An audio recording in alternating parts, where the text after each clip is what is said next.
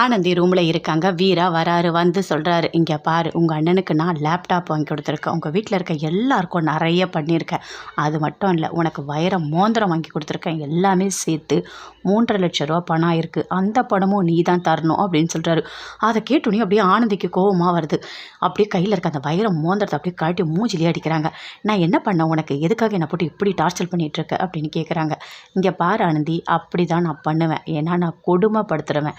உனக்கு ஒன்று தெரியுமா, நான் கெட்டவன் போயிட்டு உங்கள் வீட்டில் இருக்க யாருக்கிட்டையும் உன்னால் சொல்லவே முடியாது.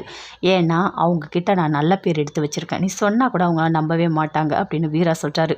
அப்படியே ஆனந்திக்கு கோவமாக வருது. ஆனந்தி ரூமில் இருக்காங்க. அப்போ அவங்க அண்ணியும் வராங்க. வந்து துணியெல்லாம் மடிச்சிட்ருக்காங்க. அப்போ அவங்க அண்ணி சொல்கிறாங்க, உங்கள் வீட்டுக்கார் பரவாயில்ல, நிறைய செலவு பண்ணுறாரு பார்த்தியா. உங்கள் அண்ணனுக்கு லேப்டாப் வாங்கி கொடுத்துருக்காரு, எல்லாமே வாங்கி கொடுத்துருக்காரு. ஆனால் என் வீட்டுக்காரர் அவ்வளோலாம் செலவே பண்ண மாட்டார் அப்படின்னு சொல்லிட்டுருக்காங்க. ஆனந்தி அப்படியே பார்த்துட்ருக்காங்க. அதுக்குள்ளே அவங்க அம்மா வராங்க. வந்தவொடனே சொல்கிறாங்க, ஆனந்தி, உனக்கு ஒன்று தெரியும்ல, அந்த பரிகாரத்துக்கு நீ போயிட்டு கோயிலில் போயிட்டு விளக்கு போட்டு வா போ அப்படின்னு சொல்கிறாங்க.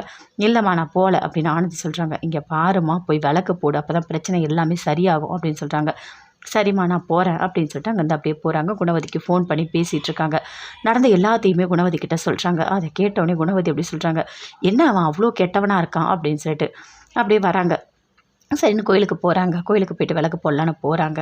குமரன் தேடிகிட்டே இருக்காரு. கோயிலில் போய் பார்க்கலாம், அப்பாவை காப்பாற்றின அந்த பொண்ணு யாருன்னு தெரிஞ்சுக்கணும் அப்படின்னு சொல்லிட்டு அந்த அந்த ட்ரெஸ்ஸோட அந்த முந்தாணி அதை கையில் எடுத்துகிட்டு அப்படியே வராரு. வந்தவொடனே அங்கே அந்த கார் ஷெட்டெல்லாம் இருக்குது.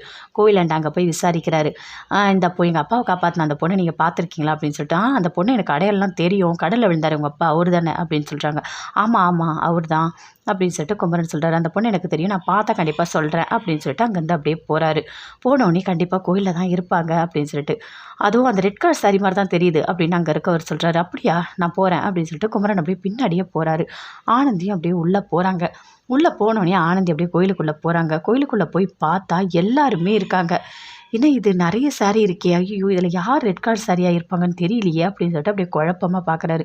என்ன கடவுளே, அந்த பொண்ணு இவங்க தான் கண்டுபிடிச்சோம், கடைசியில் யாருன்னு தெரியலையே, எல்லாரும் ரெட் கலர் சாரி கட்டியிருக்காங்க, நான் எப்படி இதில் கண்டுபிடிக்கிறது, ஐயோ கடவுளே, அந்த பொண்ணை பார்த்து எப்படியாவது ஒரு நன்றி சொல்லணும்னு நினச்சா முடியவே மாட்டேதே அப்படின்னு சொல்லிட்டு ரொம்ப ஒரு மாதிரி வருத்தமாக சாமி கும்பிட்டு வீட்டுக்கு வராரு. அதே மாதிரி ஆனந்தி விளக்கெல்லாம் போடுறாங்க. போட்டு முடிச்சுட்டு வராங்க. அப்போ குணவதியை பார்க்குறாங்க. பார்த்தோன்னே நடந்த எல்லாத்தையுமே சொல்கிறாங்க. அவன் ரொம்ப கெட்டவன், வைர மோதிரம் எல்லாமே வாங்கி கொடுக்குறான், லேப்டாப் எல்லாமே, அந்த பணத்தையும் சேர்த்து என்னையே கட்ட சொல்கிறான் அப்படின்னு சொல்லிட்டு எல்லாத்தையுமே சொல்கிறாங்க. அதை கேட்டோன்னே அப்படியே குணவதிக்கு கோவமாக வருது. அவன்லாம் திருந்தவே மாட்டான். அந்த வீரபத்திரன் கிட்டது எப்படியாவது நீ தப்பிச்சிரு ஆனந்தி, தயவு செய்து அவங்ககிட்ட போகாத, அவன் கூட சேர்ந்துலாம் நீ வாழாத, அவன் உனக்கு வேண்டாம், அவனை டிவோர்ஸ் பண்ணிவிடு, ஒரு நல்ல ஒரு வாழ்க்கை நீ தேர்ந்தெடுத்து அந்த வாழ்க்கை நீ வாழ், அதுதான் நல்லா இருக்கும். நீ இன்னொருத்தர இவ்வளோ பேர் நல்லவங்க இருக்காங்க, நீ நல்லவங்களாம் பார்த்து கல்யாணம் பண்ணிக்கோ ஆனந்தி, உனக்கு வயசு இருக்குது அப்படின்னு சொல்கிறாங்க. அப்போ ஆனந்தி அப்படியே யோசிக்கிறாங்க. எதுவுமே பேசவே இல்லை. ஏன்னா எதுவுமே பேசவே மாட்டேற, கண்டிப்பாக நீ இன்னொரு கல்யாணம் பண்ணிக்கணும், இவன் உனக்கு வேண்டாம் அப்படின்னு சொல்கிறாங்க. சரி நான் வீட்டுக்கு போயிட்டு வரேன் அப்படின்னு சொல்லிட்டு ஆனந்தி வரும்போது அப்படியே யோசிக்கிறாங்க.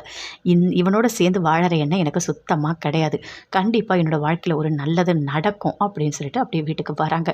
வீட்டுக்கு வந்த உடனே எல்லாருமே அப்படியே பார்க்குறாங்க. என்னம்மா விளக்கு போட்டியா அப்படின்னு அவங்க அம்மா கேட்குறாங்க ஆனந்திக்கிட்ட.